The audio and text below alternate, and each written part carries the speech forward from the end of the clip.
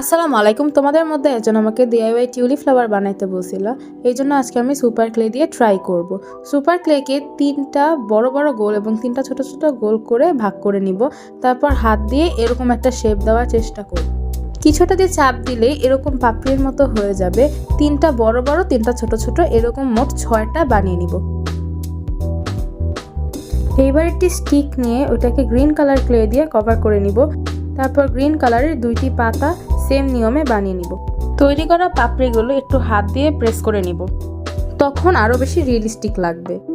তারপর পাপড়িগুলোকে স্টিকটার সাথে আঠা দিয়ে লাগিয়ে নিব, আর বড়গুলোর ক্ষেত্রে হাত দিয়ে একটু টেনে টেনে লম্বা করে তারপর প্রেস করে লাগাবো। একটু দাবিয়ে তারপর আঠা দিয়ে স্টিক করে নিতে হবে। এরপর পাতাগুলো লাগাতে হবে এবং হাত দিয়ে প্রত্যেকটা ক্লের অংশ একটু মডিফাই করে নিলে আমাদের ক্লে ফ্লাওয়ার রেডি।